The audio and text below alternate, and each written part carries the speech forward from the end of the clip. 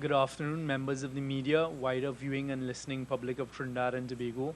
Welcome to this week's post-cabinet media briefing, media conference. And we have with us here today the Honorable Prime Minister, Dr. Keith Rowley, and we'll just go straight into it.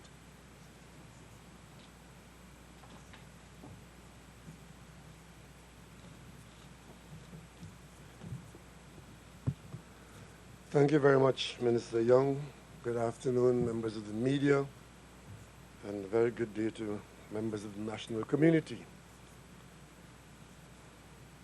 I am pleased to be here today because yesterday I was in Tobago on an assignment and I had a number of requests from many of you in the media, from certain media houses, asking for my comments on the very latest news, which had to do with the letter of the Director of Public Prosecution to the police, which brings an end to an investigation which has been commonly labeled Emailgate. I could not have commented yesterday because I had not had the opportunity to be informed by the position of the DPP by way of his letter. So I had asked you all last night for some time to get the document, to read it, and I promised that I would comment, and I'm in a position now to comment on the DPP's position. Firstly, let me say that I'm happy that there has been an end to this inquiry, and certainly it has not met the satisfaction of all parties.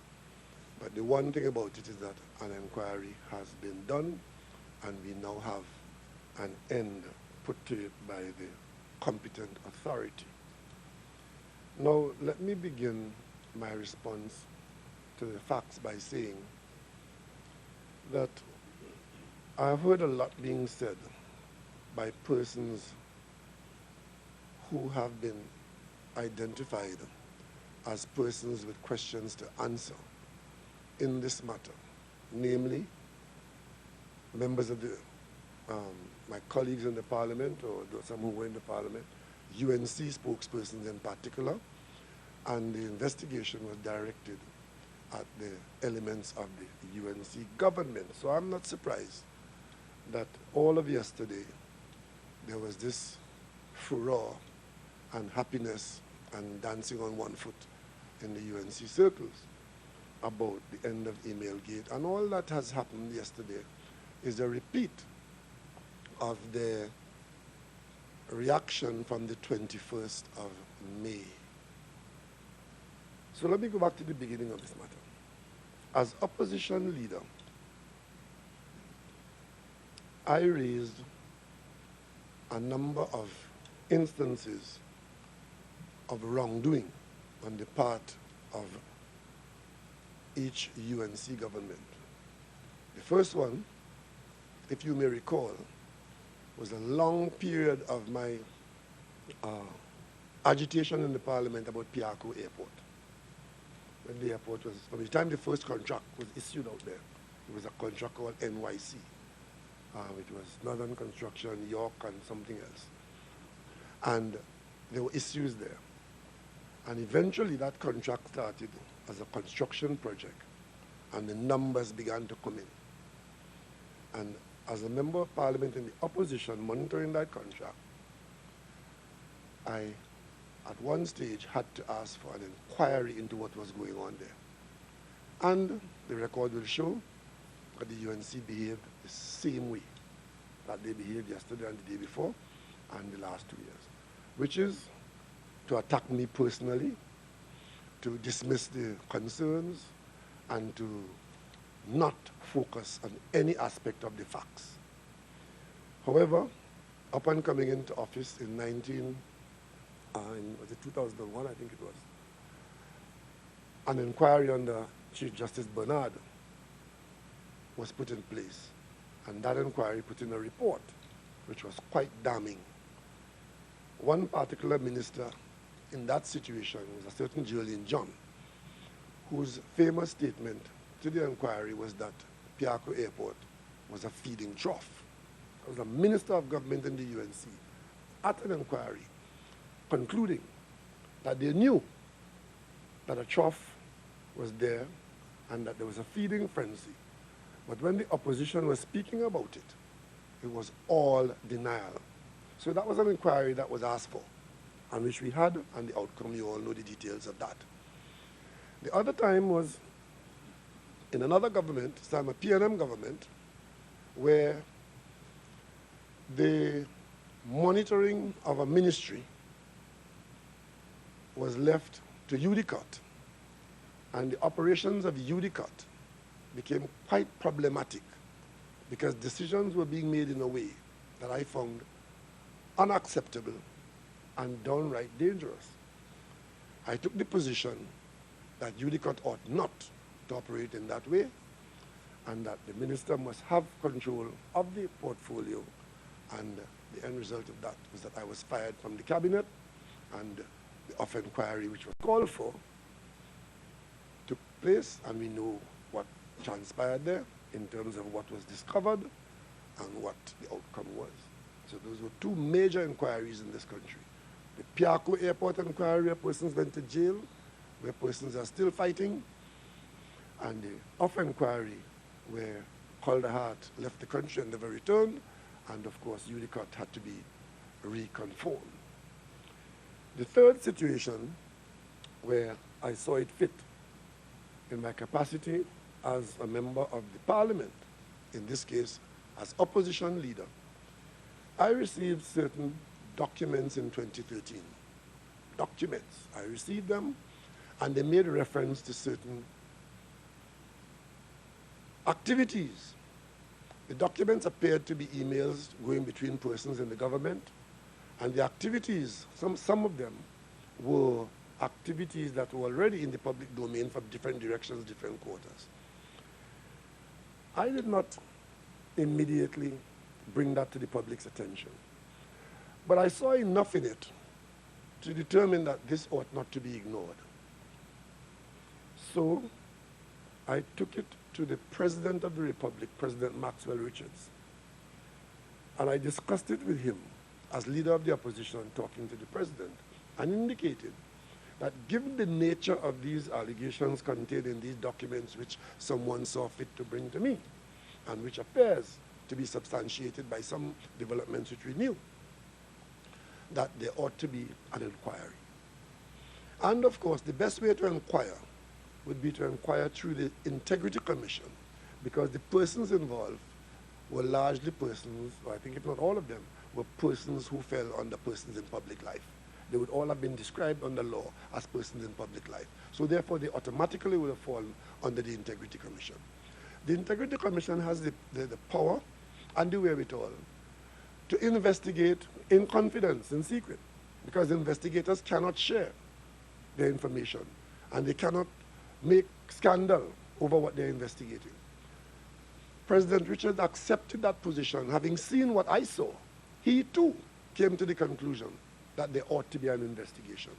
And he forwarded those documents to the Integrity Commission. And I washed my hands of them. However, 6 months later, I inquired of President Richards whether in fact he had passed them to the Integrity Commission. He said yes. And I asked him whether he was aware if anything was being done about them, and he said he didn't know. Whereupon, I sought confirmation from the Integrity Commission itself as to whether these matters were being investigated, because the allegations were serious. You would be familiar with the uproar when I confirmed that I inquired of Chairman Ken Gordon one question: are these matters being investigated? Chairman Ken Gordon confirmed that the matters were at the Integrity Commission, but they were not being investigated. No investigation had in fact been commenced. Again, you may recall that that was the time when the Integrity Commission was going through a number of changes with members and appointments and so on and so on. Bottom line is, that this matter of concern came to the opposition leader, to the president, both of whom saw it fit to want an investigation. It went to the Integrity Commission, and then nothing happened, was happening, or probably would have happened. It was at that stage, as a member of parliament and as opposition leader, I decided that the people of this country ought to know of this state of affairs. And I took it to the parliament, and I allowed the parliament to be familiar with what I was familiar with, and I asked for an investigation. That was done on May 20th, 2013. On the day when I did that, there was a certain amount of doom and gloom on opposition benches, and we left the parliament that afternoon. And the following day, when the motion continued, after the UNC came back to the parliament, a completely different situation arose, where the spokesperson started by accusing me of being the author of the emails and of being behind some conspiracy to attack the persons who were identified in those matters. Of course, that was their response. That matter, the motion was for a call for an investigation. The Prime Minister at the time, Mrs. Kamla Persad-Bissessar, I presume she agreed, because she, as Prime Minister, instructed that the matter would go to the Commissioner of Police, and that the Commissioner of Police open an investigation.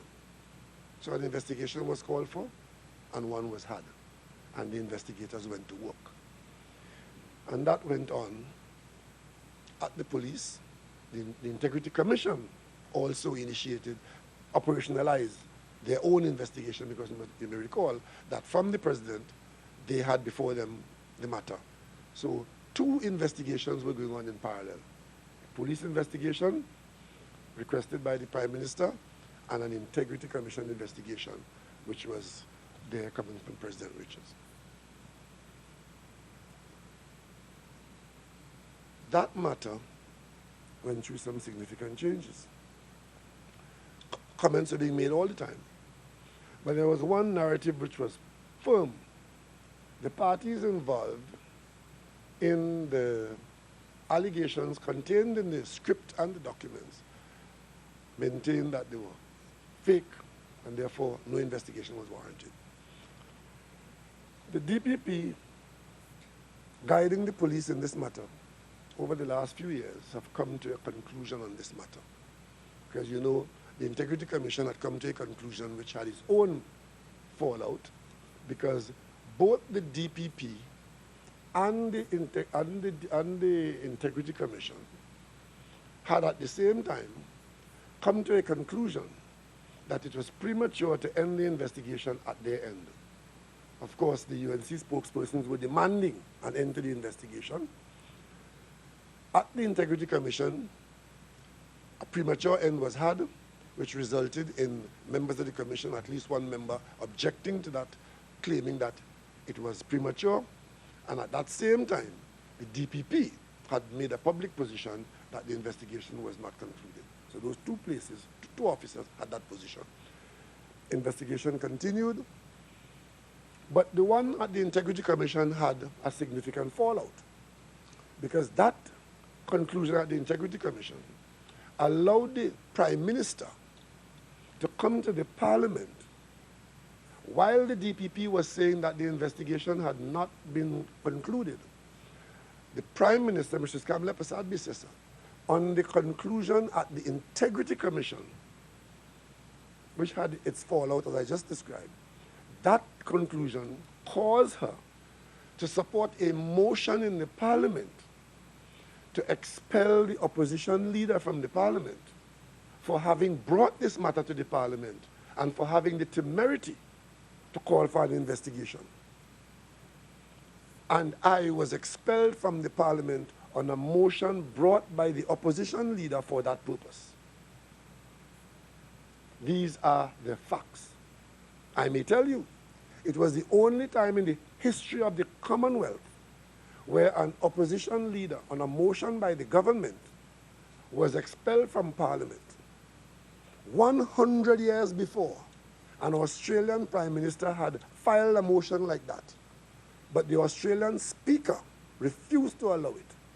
But in Trinidad and Tobago, it went to its logical conclusion, and I was expelled from the Parliament for having the temerity to come to the Parliament with those documents, whatever you think of them, and asking for an investigation into those documents. And that was done while the Director of Public Prosecution was telling the country that the investigation had not been concluded. It mattered not to the parliamentarians who wanted the opposition leader penalized for that infraction as far as they're concerned. Today, they're calling for apologies, they're calling for expulsion, they're calling for resignation. I simply want to say, I confine myself to the documents. This letter, which I think has been made public, I heard the Attorney General yesterday speaking to the country from the Office of the Attorney General, giving his take on the matter. And I have seen the copy, I have a copy of the letter. And I want to take the media through about 6 or 8 specific statements in the letter as written by the DPP. I am of the impression that the press has this letter, or had it before you published yesterday. And I am surprised that if you had this letter yesterday, that what you published today could have been so deficient of the pertinent points as raised by the Director of Public Prosecution as that office brought an end to this investigation. Let me quote for you what I consider to be salient points, not from the defensive emotion and political agenda of the UNC that has to say what they say. No. I'm talking about the DPP that supervised the police and is now coming to a conclusion. And the letter says on page 1, on the face of the purported emails, these high office holders appeared to have sent email messages to one another during the month of September 2012. On page 2, it goes on to say, it is a matter of public record that Dr. Rowley indicated that he had received the purported emails from an anonymous source 6 months prior to May 2013, and that he had forwarded the purported emails to the office of the president. That's what I just told you. When I got them, in a few days' time, I took them to the president's office, and I waited for 6 months before I went any further. The DPP continued. Dr. Rowley also indicated that he received no response from the then president in respect of these emails, and therefore introduced them in the Parliament on 20th May 2013. The then Prime Minister instructed that forwarded the emails to the Commissioner of Police for investigation. That's what it was. Forwarded to the police for investigation. The DPP goes on. This would mean that the investigation commenced 6 months after the purported emails were received by the Honorable Dr. Keith Rowley, and 9 months after the month in which the purported emails were apparently generated. I want you to bear that in mind. Keep that time in mind. 9 months after they were written, and 6 months after an investigation was asked for. And then the DPP goes on in same page 2. It cannot be overemphasized that the request for preservation of the relevant data was sent approximately 9 months after the date in which the purported emails were apparently generated. It also cannot be denied that this factor had the potential to affect the outcome of the investigation. I want to repeat that.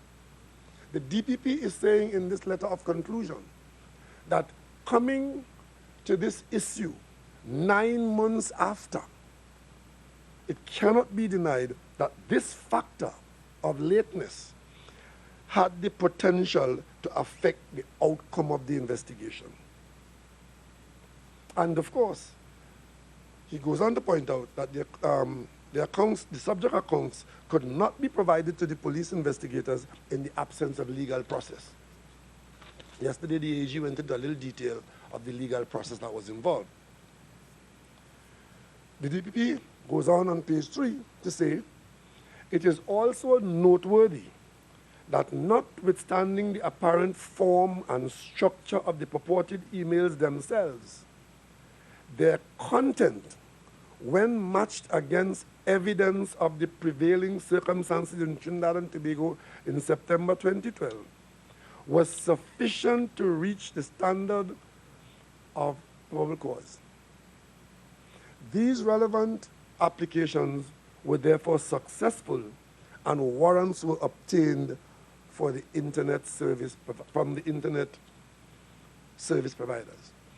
So the DPP is confirming that what was in front of him or her reached the standard to go and get a warrant for the internet service providers. There are those who would tell you it should have been dismissed out of hand from day one. But the DPP is saying the information, the content, met the standard required to get a warrant, not only in this country, but outside. And the warrants were had in the United States, where the service providers are, and at the FBI, and under our mutual assistance treaty.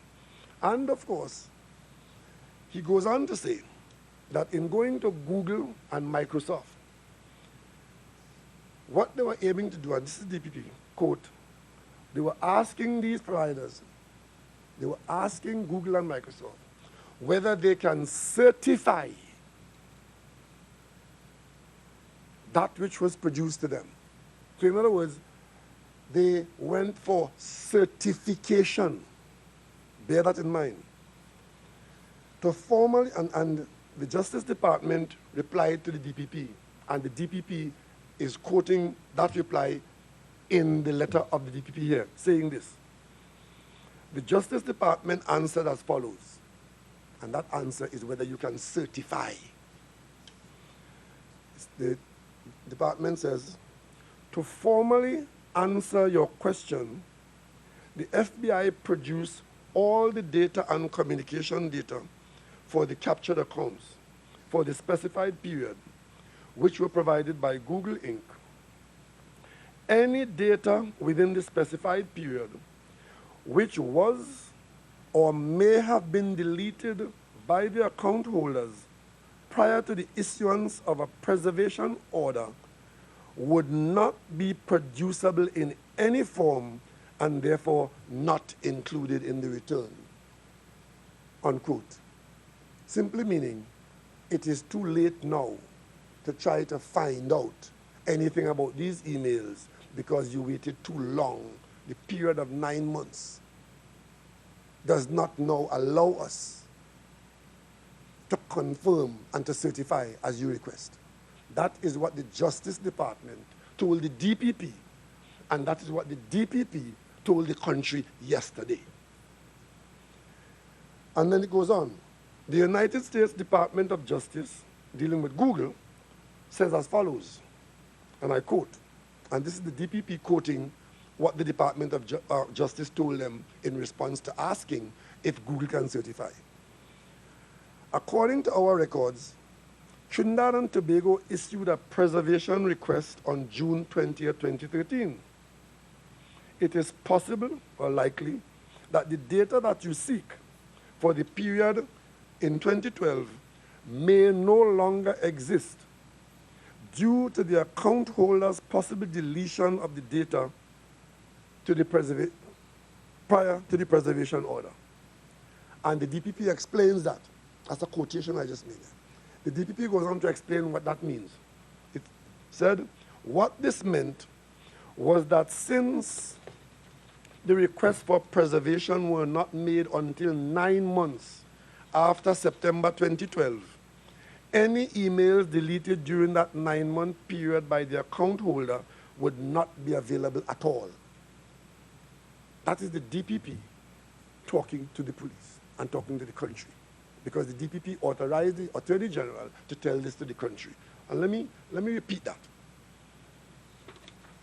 What this meant was that since the requests for the preservation were not made until 9 months after September 2012, any emails deleted during that 9-month period by the account holder would not be available at all. And then, of course, the letter from the DPP goes on to say that the service providers were approached directly for preservation, and what they asked to preserve is, item 3, evidence that was gathered to support the email threads. Well, you were told what happened with that. Notwithstanding that certain events were in the public knowledge, evidence, and the DPP puts that in bold, evidence had to be gathered to substantiate all of the surrounding circumstances in order to establish whether such evidence would be a sufficient basis for any charge or charges. The DPP goes further. Since probable cause was established on the evidence, the applications were successful and warrants were served on the internet service providers. So in other words, this wasn't a wild goose chase. This was not a Mickey Mouse thing. But you had to determine that the sufficient basis for a charge or charges. And then, of course, the DPP interestingly points out that the Director of Public Prosecutions had recused himself from advising the police in this investigation. And of course, I know you know why.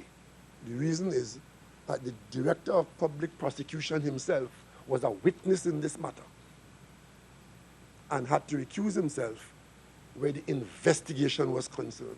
And he passed the matter to be dealt with. And that is why this letter is signed by the Deputy Director of Public Prosecution, because the investigations and the allegations involved the Office of the Director of Public Prosecution, who had recused himself from the matter. Conclusions. So after those details, the Director of Public Prosecution signs off on these conclusions. And I read for you. The authenticity of the 31 subject emails can neither be confirmed nor denied. So, ladies and gentlemen, if the Director of Public Prosecution, after conducting this detailed investigation, guiding the police, because the police was used to do it, home and abroad, first line in the conclusion is the authenticity of the 31 subject emails can neither be confirmed nor denied. That is not what the UNC is saying, you know. The UNC is saying that they have been vindicated. They have been exonerated. Well, we are saying, once the DPP is saying that it cannot be confirmed or denied, there's no vindication in that. There's no exoneration in that. It is just what the DPP said here. It cannot be confirmed or denied for the reasons given. It goes on to say, however, evidence gathered supported the fact that several of the events referred to in those emails can be confirmed as having actually occurred in the way and at the time referred to in the emails. This last assertion is supported by the fact that an independent district court judge in the United States of America was satisfied that the evidence had sufficient cogency to result in the granting of the warrant to search the servers of the internet providers Microsoft Corporation and Google Inc. So in other words, there was sufficient substance to the allegations or the request for an inquiry to cause the U.S. courts to grant the warrant to search at Google and at Microsoft. But as was pointed out by DPP before, they were told by those agencies, because you have come 9 months later, no preservation of those emails could have been guaranteed.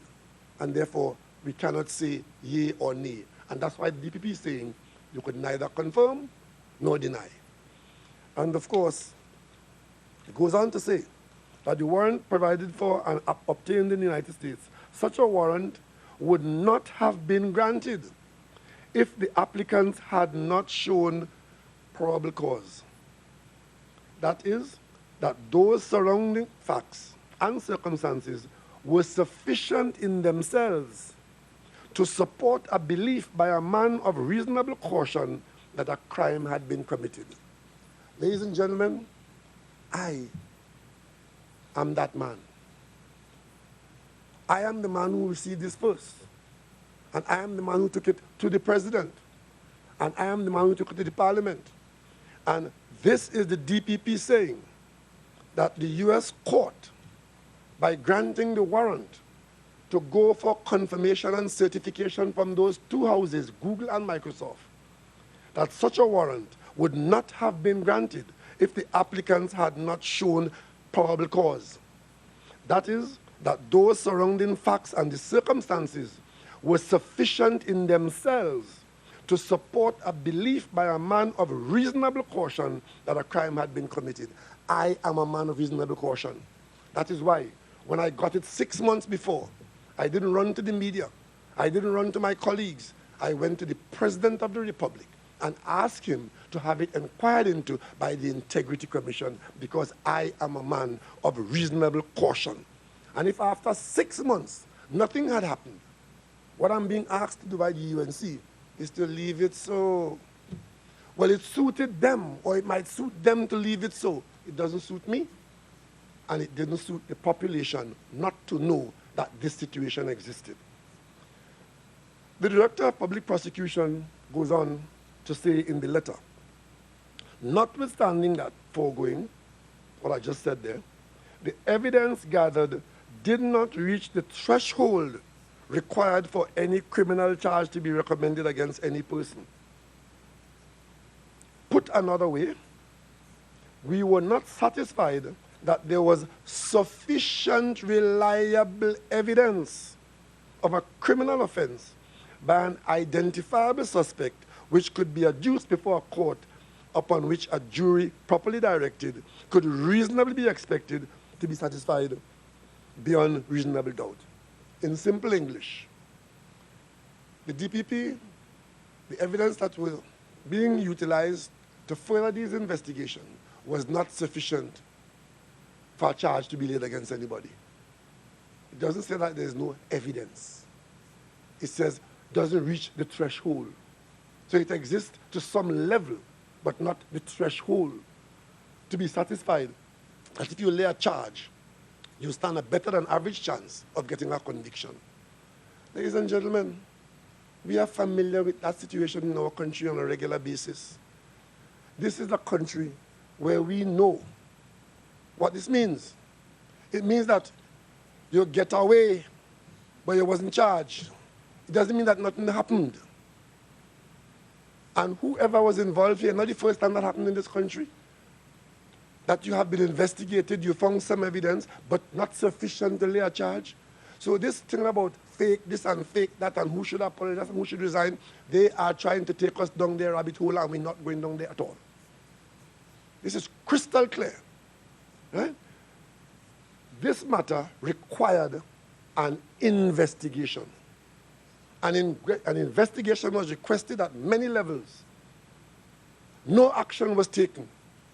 And the only time any action was taken was when it was raised in the parliament, and we had an investigation, and now we have a conclusion.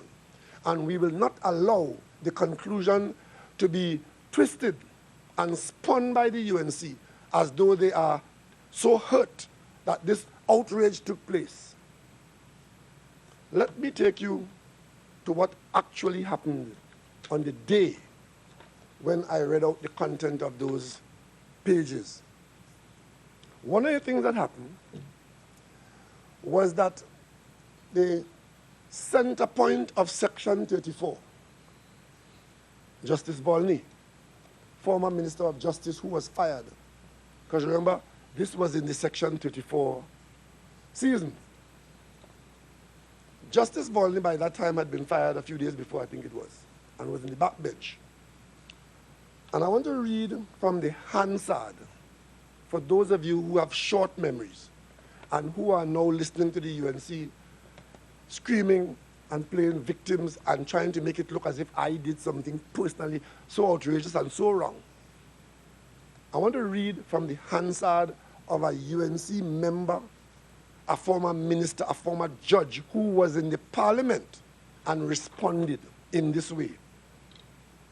I quote from Mr. Volney's Hansard of Tuesday, 21st May. Mr. Speaker, I in my heart wept in this seat 43 as representative of St. Joseph yesterday. That was the day when I presented the papers, the documents. When I heard the voice of truth in one little part of a said statement in the email purported to have been sent by the Attorney General, in which it is said that the writer had advised the Prime Minister to get rid of the member for St. Joseph as minister. But this is the part, and he quoted the part that had him weeping. Quote, but she had not yet made up her mind, unquote. Or, quote, she said that she had not made up her mind, unquote. As I stand here, and I'm continuing to read from Mr. Volney's Hansard record, and he's saying, quote, as I stand here, and as God is my witness, I can tell this country, and I can tell this House, Mr. Speaker, that that was the truth. Because up to the time at 4:30 p.m. on the day of my demise, September 20th, 2012, when I left a private meeting with the Prime Minister, the Honorable Member for Siparia and the Member for Chaguanas West, the last parting words the Prime Minister had given me was that, and he quoting her, I have not yet made up my mind, unquote. That if I take that contextually in the body of all the emails is what I can see, it is as the face of God, the honest truth, the gospel truth. So unless the UNC is saying that I was missing from that meeting, a meeting between Mrs. Prasad Bisesa, Minister Jack Warner, and the Volney who was fired in that meeting, that I would have known that this is what she said to Mr. Volney, so I fabricated emails to put that inside there. I'm good, ladies and gentlemen, but I ain't that good.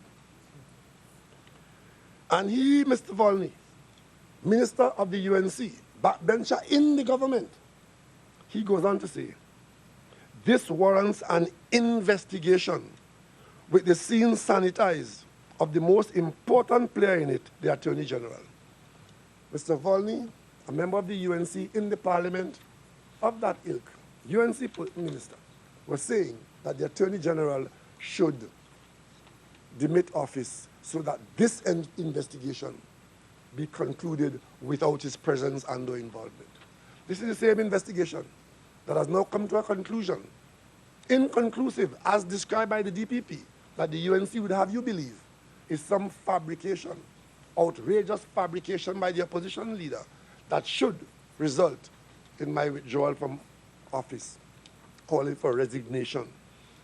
But of course, the inconclusiveness is based on the fact, excuse me,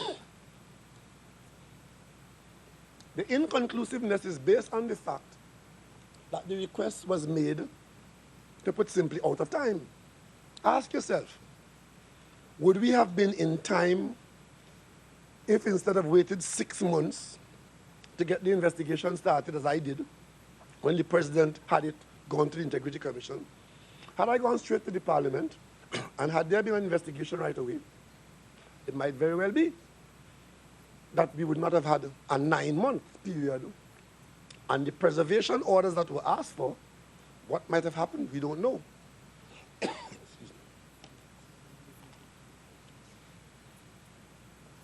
At the time when it came to the Parliament,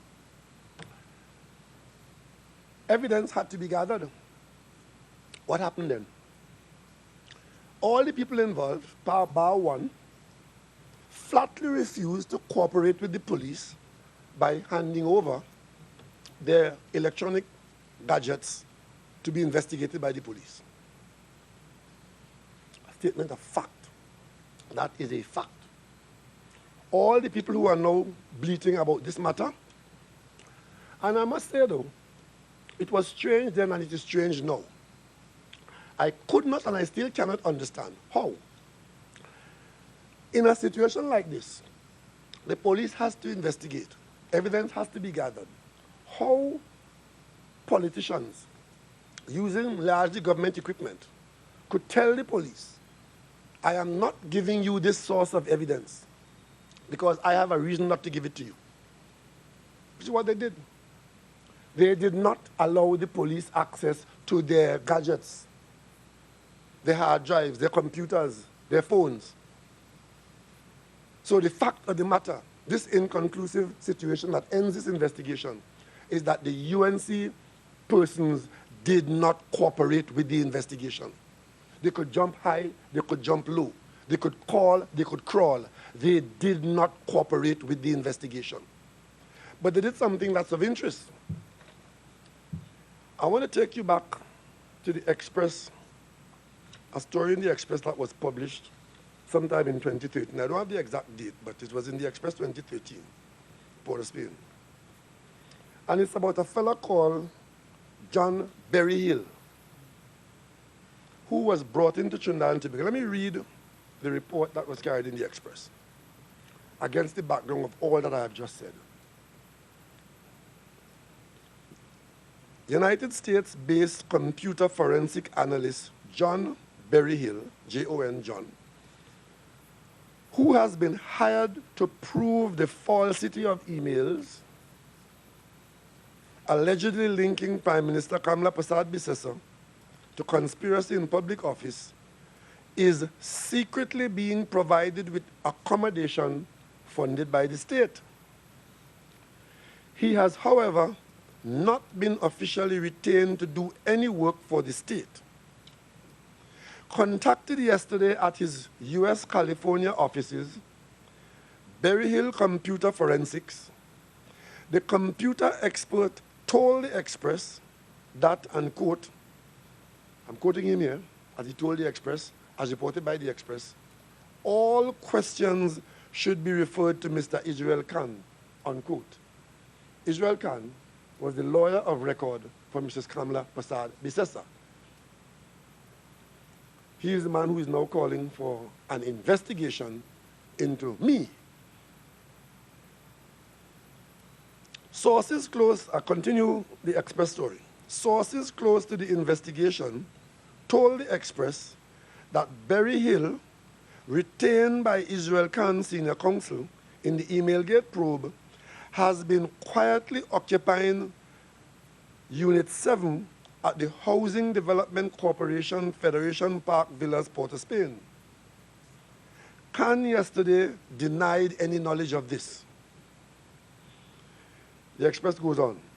He has, however, confirmed that it was he who hired Berryhill, and it was he who was paying out of his pocket for Berryhill's visit to this country during the investigation, but said, and the Express quotes Mr. Khan, I have been given the undertaking that I would be repaid for what I have spent. He didn't say who gave him the undertaking, but he said he was given an undertaking that whatever he spent on Berryhill, he would be reimbursed. The Express goes on, quoting Mr. Khan. So far, I have already spent about $23,000 US for his 2 visits and accommodation at the Hilton. I spent $7,000 for his first visit and another 8,000 for his second visit. All I know is that my driver takes him back to the hotel. What he does after that, I don't know, unquote. The Express reports that the Federation Park villas are intended for use only by government officials, and goes on to say, the Express also learned that security officials stationed at the upscale housing compound, where at least 2 government ministers are housed, have noted a flurry of activities taking place where computers and electronic devices are being ferried in and out of the compound. The Express goes on. Sources also confirmed that not even the groundsmen and janitors are allowed to enter the premises at Unit 7. Berryhill last visited Trinidad and Tobago on Tuesday when he, along with Khan, accompanied the Prime Minister on a visit to police headquarters in Port of Spain, where the Prime Minister handed over her computers to investigators probing the emails. Remember the famous photograph? And having taken it there, a very strange development took place. Agreement could not be had between Mrs. Prasad Bissessa and the police. They couldn't agree on terms for the source of the evidence to allow the evidence to be gathered. So you know what happened? They left the police station with the evidence. That is what happened.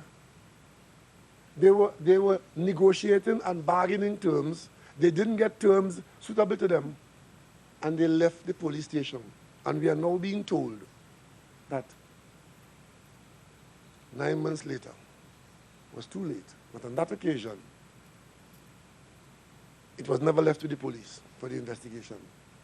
That's why I said, persons of interest in this matter never cooperated with the police. And then it goes on to say, Mr. Khan is saying this now. If he goes, referring to Berryhill, if he goes to Federation Park, I don't know anything about that. What I know is that he never stays for very long periods. Meaning when he comes to Trinidad and Tobago, he doesn't stay for very long periods. But he came at least twice.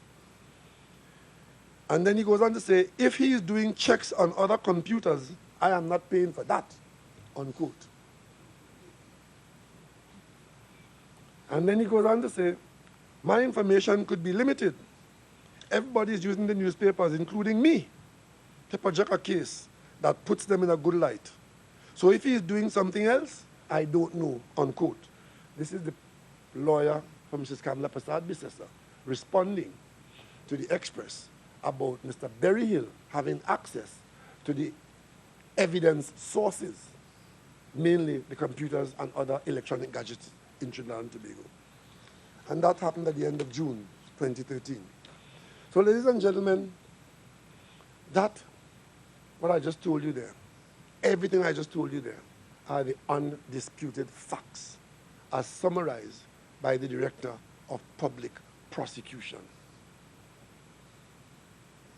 And as far as we are concerned, everything is contained in the sentence that says we cannot confirm or deny. It's as simple as that. So if there are those who want to take exoneration, they're free to do so. If there are those who want to make allegations, they're free to do so. But what they're not free to do is to create their own facts of what is contained within the correspondence of the Director of Public Prosecution to the police. And all of the carryings on yesterday, and all of the, I understand, I saw the opposition leader saying that she's consulting her lawyer to take legal action against me. Well, there's no action more heinous that she could take against me than what she has already done in this matter, which is to go to the Parliament and move a motion saying that I should not have the temerity to come to the Parliament and ask for an investigation. An investigation here which involved the United States Justice Department, the FBI, and the service providers, which all concluded that the best we can do for you is to tell you that because you have come after 9 months, those emails could not have been preserved, and therefore we cannot confirm or deny their existence. And as for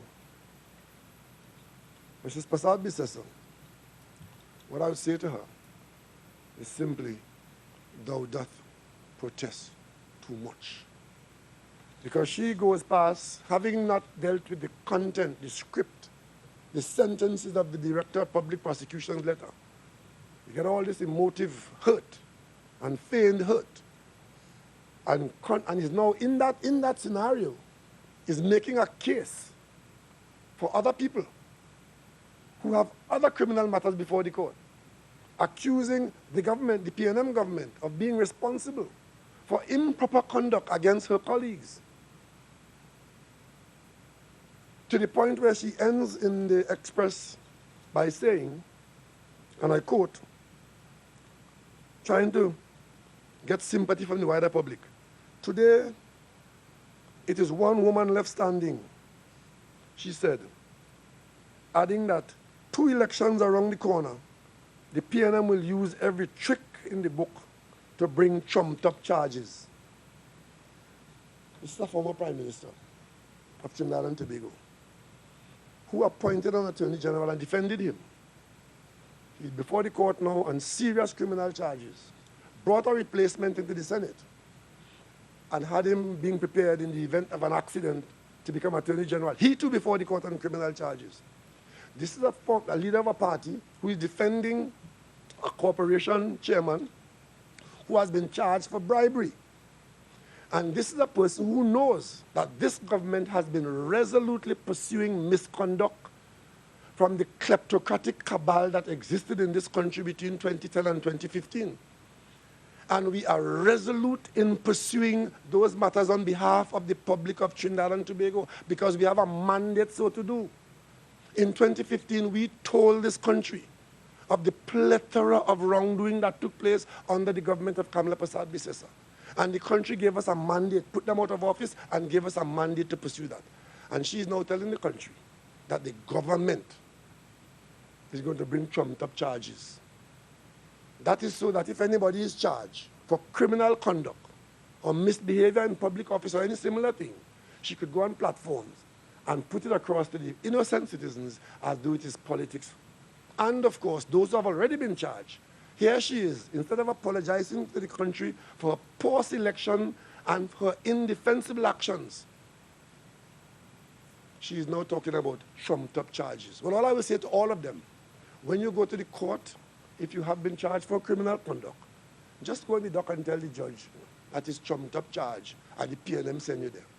Because in our 63-year history, the PNM in government never had and does not now have the authority to charge anybody. And I will say to the national community to disregard Mrs. Kamla Prasad Bisesa and the UNC with this foolishness. Anybody you see being charged for a crime in this country can only be charged by the police under the guidance of the Director of Public Prosecution. This government cannot say who to get charged, what charges should be. Government has no say. The most the government could do is unearth information. And if that information points to criminal conduct on the part of anyone, only the police or the DPP can intervene and bring about a charge. And once that situation exists, the government has absolutely no say or no role in that. And Mrs. Kamla Prasad Bisesa, SC, MP, knows that. She knows that. And therefore, it is pure mischief and political spin to come and talk about trumped-up charges will come for election. If they take comfort in that, they're free to do so. And if they take comfort in the fact that they have been exonerated by a statement that says, we can neither confirm nor deny that these things happened or didn't happen, then the English language means different things to some people, but we are free to misunderstand. If you have any questions concerning this matter, I'll take them now.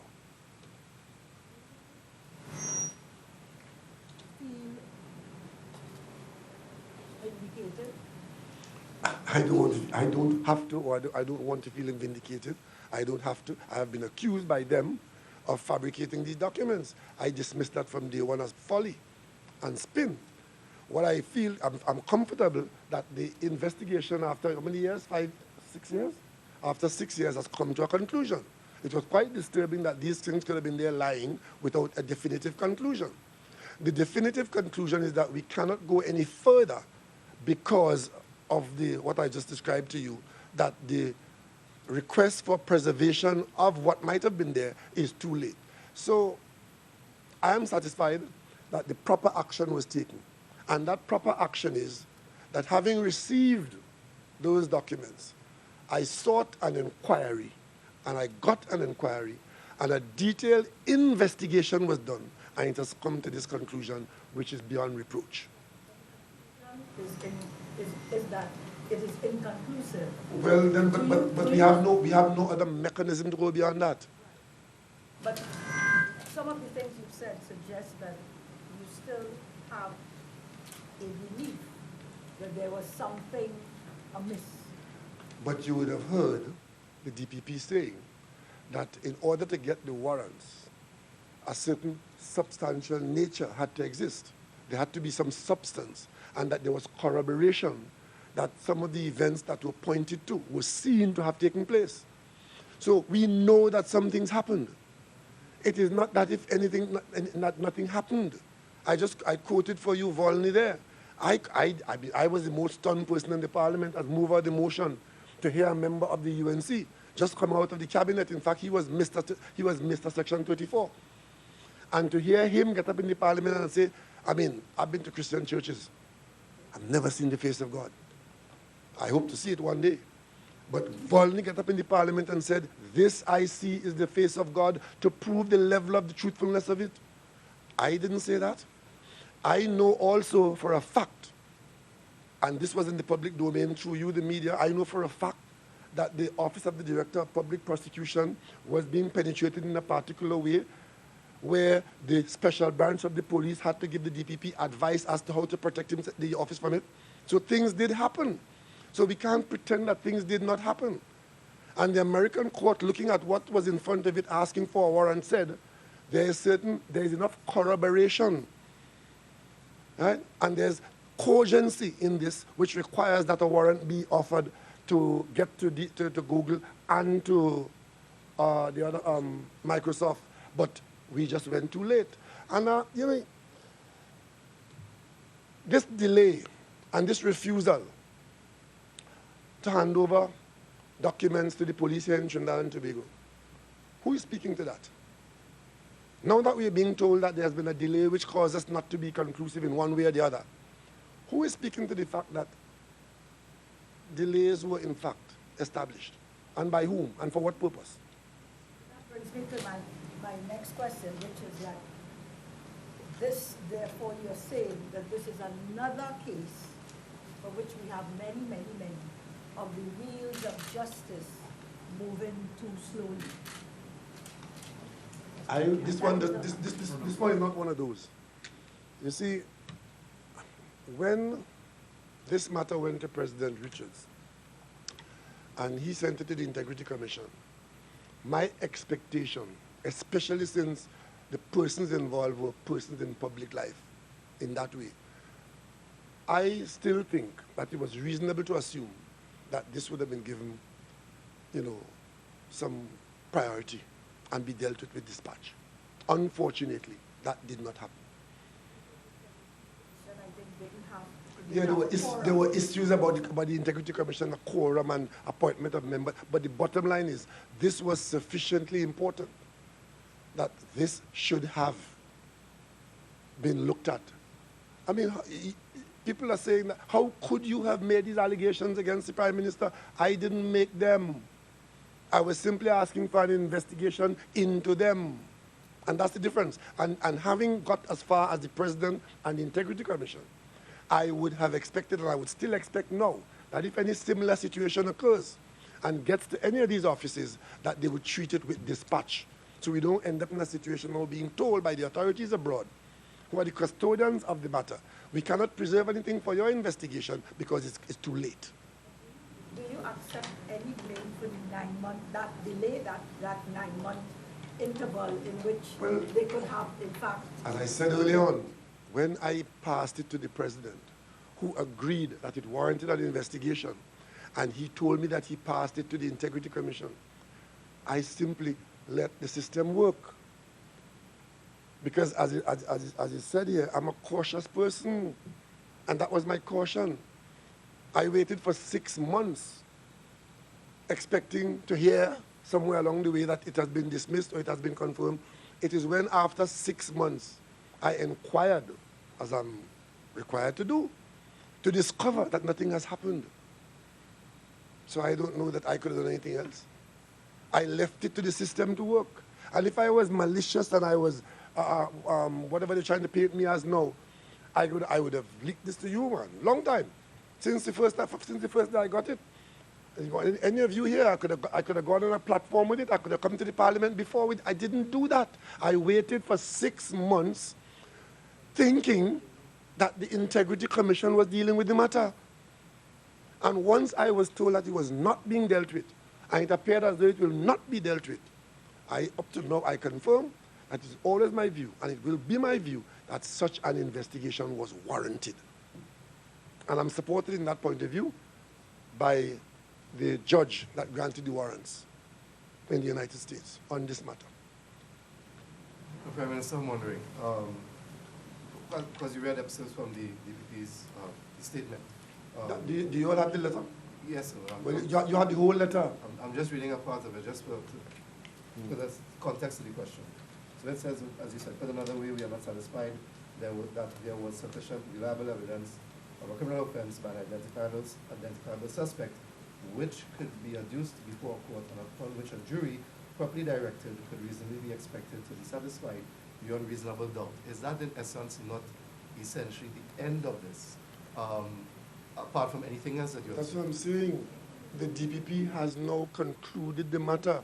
It has to be concluded on that basis. We know of no other avenue by which you can pursue it. Right? But unfortunately, we have come to that pass because of a certain development.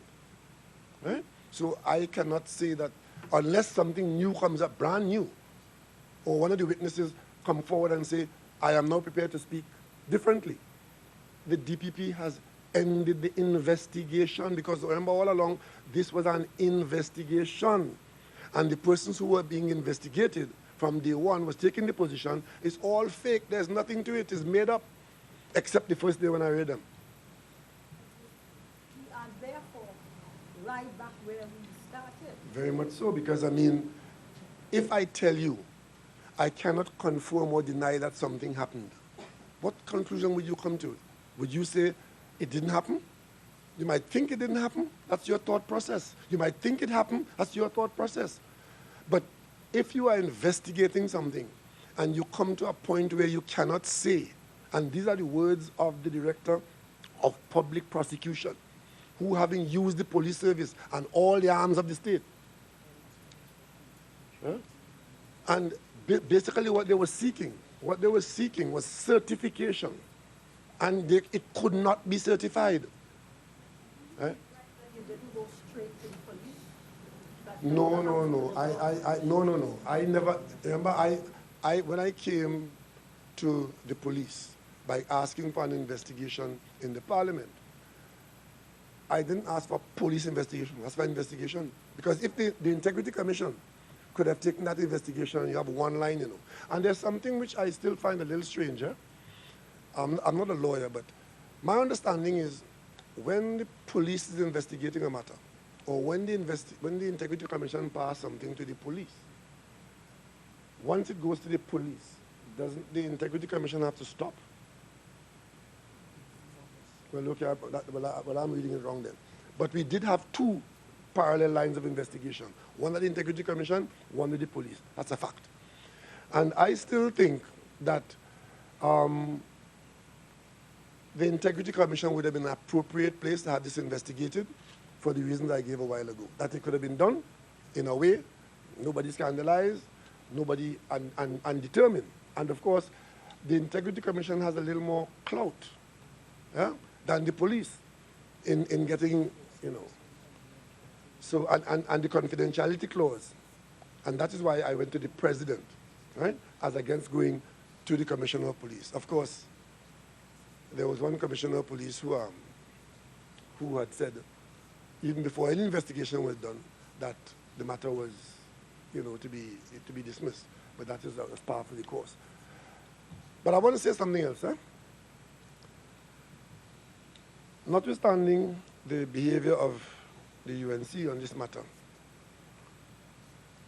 the DPP is the authority that uses police investigations to come to conclusions as to who should or should not be charged.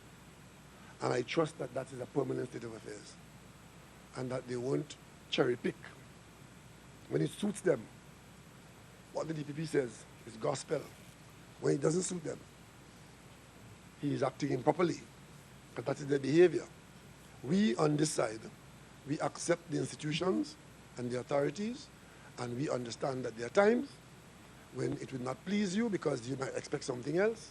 But this thing about demonizing when it doesn't suit you, so as to, in this case, all they did is ignore what was said by the DPP.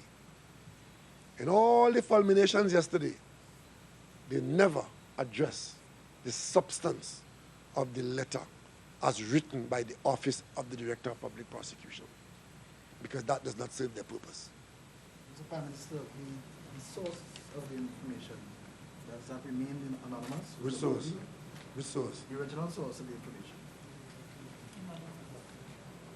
I told you I got it from a whistleblower who made it available to me. I didn't tell you where I got it from. Maybe if I knew, I could tell you. What? It was an anonymous source. Anonymous means you don't know. Right? Anonymous means you don't know. Well, I'm saying if over all these many months, if it was ever revealed. No, it was never revealed to me, but it came to me from a source that put it in a way that I would get it. And that is why I took a while to look at it, to see what it was. And when I saw what it was, and I saw the corroborating parts of it, I thought that it warranted an investigation, and one that could be done in the way I described. Right? So, but as I said, the defense from those who were named in it was to imply that I did it. But that doesn't surprise me. We came to Parliament to pass legislation to protect whistleblowers. And what is the UNC position? No protection for whistleblowers. They call them snitches. And as well, snitch must dead. This government, we pass whistleblower legislation to allow persons with information to make it available so that something could be done about it. And it's not on every occasion that you'll have a conclusive outcome. Okay? But I'll tell you one thing though.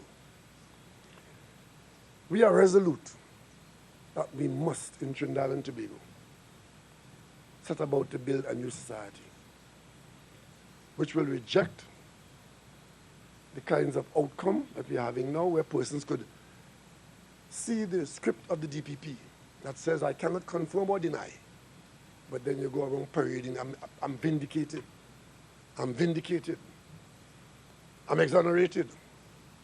That's not how it goes. And of course, we have to provide no safe haven for corrupt action, either by appointing corrupt people or by protecting them when they are identified as such.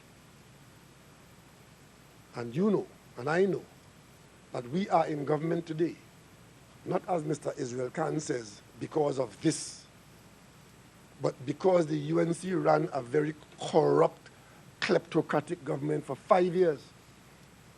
And when the election came around, the country had enough of the corruption that was rife in this country, known by name, rank, and serial number. And today, we are seeing the outcome of that, where persons are being held to account. And if they would want us out of office, they have to get your permission, you, the people of Trinidad and Tobago. Minister, are you disappointed based on the outcome of the DPP's letter? I'm disappointed that we were not able to move with dispatch so that we would not end up in a situation being told that you've come too late, and therefore what might have been there, what was there, and what has been erased cannot be recovered. That is my disappointment. As a member of Parliament, and you can correct me if I'm wrong here, you said you weren't making allegations, but you were calling for an investigation into information provided to you. But if a member of parliament speaks, that member takes ownership of what he or she says. Apart from the time period, that 6-month period, and waiting on what you were convinced the Integrity Commission was investigating, you found out it hadn't. Was there any other action you took to corroborate or confirm the authenticity of the information before you went to Parliament? What other action could I have taken? After 6 years, the police ended up in this situation. What could I have done that was better than that? The police, with international help, end up in this situation saying, I can neither confirm or deny.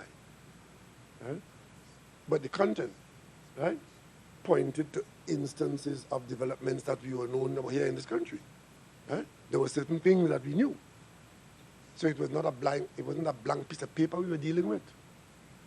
Right? There were corroborating situations in there which warranted an investigation.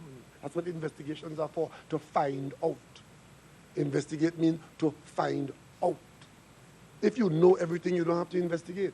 When you investigate, it's because you don't know everything and you need to know, so you find out by an investigation.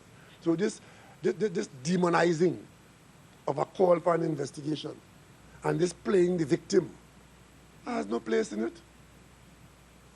Because if we had gone in time and the Google searches had said conclusively and definitively that this is so, then I couldn't argue with that. I called for an investigation and he says, no way, he's not here. If on the other hand he says, yes, I can confirm that, what would he have said? Don't confirm it. But when you find yourself in the middle of not being able to say yea or nay, we just have to live with that. The Integrity Commission, which was the body that we continue to say you felt was the appropriate investigative agency, in fact cleared the officers. I mean, it caused controversy within the commission. Let's put it this way. The action of the Integrity Commission at the time when the Director of Public Prosecution that was using the polices was saying that the investigation was still underway, and that was, now is inconclusive. That action, and I said it before, that was a capricious action because there was no process to the conclusion. And as a result of that, that resulted in a member of the Integrity Commission resigning and stating his reason for resignation. So the ending by the Integrity Commission was not one that I would recommend at any time. And of course, the use of that by the government to expel the opposition leader, I would say that was all contrived. You will have to admit now that your choice of the Integrity Commission, in hindsight, may not have been the best option because at the end of the day, it is the police investigation. But you must remember, Integrity Commission is an institution, not an individual. The Integrity Commission is an arm of state, an institutional aspect of state. So if one person failed, doesn't mean that the institution itself. Yeah, but I've had bad experience in life too, but I want to live too.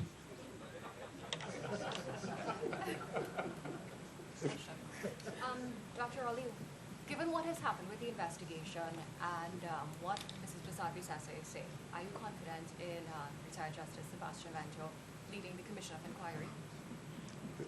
Of course I'm confident. It's about competence and it's about character. And I see no issue of competence or character here. And they're quite separate issues. Do you have regrets not going to the Integrity Commission to find out if the investigation was being pursued earlier? That is precisely what I did. I spoke to Mr. Ken Gordon, I think it was on a Friday, and I went to Parliament on the Monday, and the UNC savaged him on the Tuesday. You remember how Mr. Gordon, simply by confirming to me that the Integrity Commission was not acting on this matter, and I said so in the Parliament, and he became a target of, eventually he had to resign because he was being terrorized by the UNC for simply confirming a statement of fact. Thank you very much, ladies and gentlemen. You have another. Mr. Prime Minister, what are your thoughts on the special branch report with regards to these reputed gang leaders being awarded contracts? My thoughts on that, very simple and straightforward. If there are gang leaders who are known as such, or persons in gangs, we took a long time in the parliament, I think we took 2 shots at it, to pass anti-gang legislation, the purpose of which is to allow the police, upon being satisfied that these situations exist, and these persons are engaged in criminal conduct of that nature, that the police will charge them and have them be so labeled, and that's what we expect.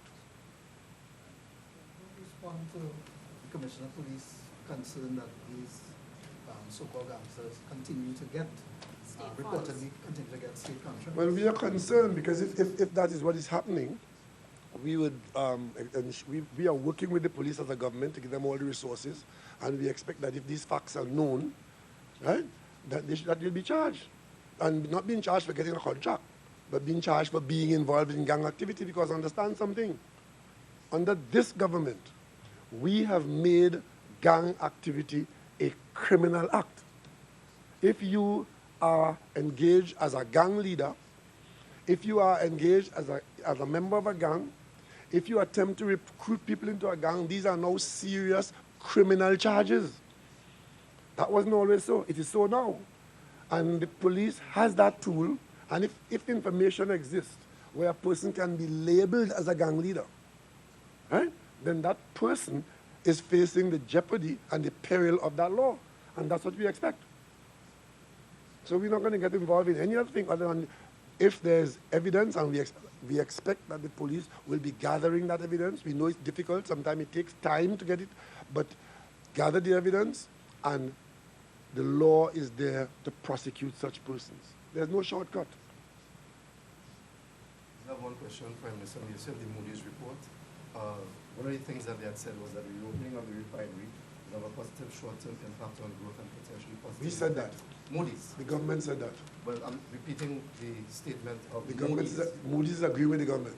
Right, but it also says potential positive effect of the longer term if the new owner improves the refinery's operations. Well, that is not surprising. If a new owner comes in, remember this is a refinery which was, it has all kinds of issues, right? But it's operational. It was a going concern when we stopped it. The new owner would be required to operate it in a particular way, and we expect efficiently and safely. That's all they're saying. We as a country, if somebody comes in and wants to use a refinery, it has to be operated safely.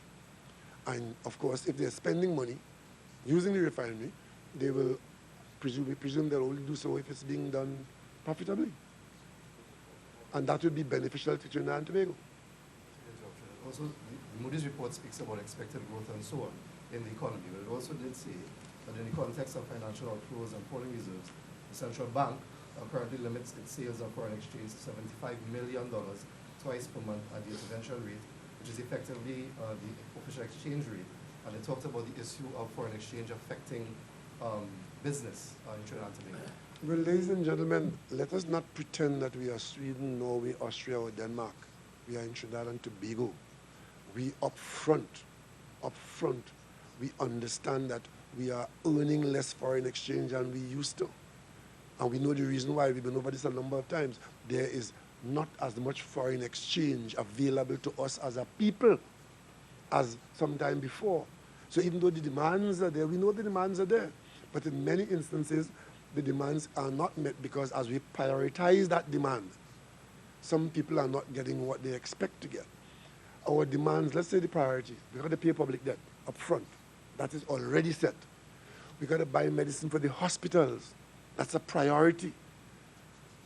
We have to buy, give people who are using machinery in the manufacturing sector, that sort of thing. We have to give people money to import raw material to keep the manufacturing sector going. These are priorities. And therefore, we make the priority to ensure that we, whatever we have available, that we prioritize. But everybody cannot get, simply because, as a country, we just do not have the amount that we demand. And until we improve our exports, earn more foreign exchange, this would be so for a little while. And I think we all understand that. I mean, but it's not easy to accept. But we understand it. We know the source of our problem. We've lost in over a 24-month period, 20 billion Trinidad and Tobago dollars. That's what that 3 billion, almost 3 billion, 3 billion US dollars that we normally would have had, which we do not now have. So what do we do? And of course, in that large expenditure and the demand, we were importing a lot of things because we had the ability so to do. Many of those things are non-essentials, and some of them are even harmful. So in setting the priorities, well, those non-essentials or even harmful products cannot get the same priority as medicine for the hospital. And we don't have any option in paying the public debt, because if we default on our public debt, then all fall down. So while these make conversations, they're not news to us. What we're trying to do is to work our way out of that situation. Plan for the budget going forward in the next fiscal year then? My plan is to hold the Minister of Finance, responsible for a budget that gives us the best option within the circumstances of our resources. On the Law Association's report on the Chief Justice. The Law Association, if I can't speak for the Law Association, I never will. But No, I think you need to rephrase that question. the question is the reports on the Law Association regarding the No, Chief Justice. The Law Association sent me a request that I do certain things. I told you that I would take legal advice, and I have been in the process of doing that, and the legal advice that I have indicate that I don't need, or I should not, acquiesce to the Law Association's request. So, we move on. So when was this advice? When was it? Yeah, when did you make that decision? Because you didn't- I made the decision the day I read the advice. Weeks ago. You see, I wasn't going to take advice. I wasn't going to take advice from the Law Association. I do advise, and I told you I don't advise myself. I went and I got legal advice as to whether, in fact, I should take advice from the Law Association. And the advice that I got is that I should not. Is there a basis for it? I mean, can we get a little more on About it? the nature of the advice? Yeah. Well, yes, I mean, I can tell a little more later on. I mean, I'll tell you exactly what was said at another time. But I got the advice as to whether I should or should not do certain things. I get that all the time. I get that every day. Because on matters of this nature, I don't advise myself. And in this case, I didn't rely on the Attorney General's office because there were some element of conflict there. So the decision not to act or to act on a daily basis, I'm guided by proper advice. Now, like Well, from where I sit, it was never. From where I sit, I was never part of that. All kinds of attempts were made to draw me into it, and as a matter of fact, I think there's some matter in the court right now, and that is one of the reasons why I've been reluctant to say much about it publicly, because there's a matter in the court that sprung up overnight somewhere about some conspiracy between me and the Attorney General, me and the Chief Justice, and that is an attempt to overthrow a judgment that exists in the court. Are you all aware of that? The UNC took the PNM to court in the election petition matter, and a judgment has been given in favor of the PNM members. Out of the blue, arising from this left field of the Law Association and its various incarnations and activities, overnight, while I was dealing with this matter of them sending me their correspondence and their volume of documents, a matter sprung up back in our court here, seeking, it's at pre-action protocol stage. But have they filed suit? But I don't know the details, but what I do know that extreme caution is required, because what is happening is that some sort of a trap is being laid to draw me into this matter of the actions of the Chief Justice, so as to make a case against the case that they have lost, to have a judgment overturned. We're dealing with some dangerous people here, right? And I now have to be very careful and take the advice I get. Right? And I've been doing that scrupulously. Thank you very much, ladies and gentlemen.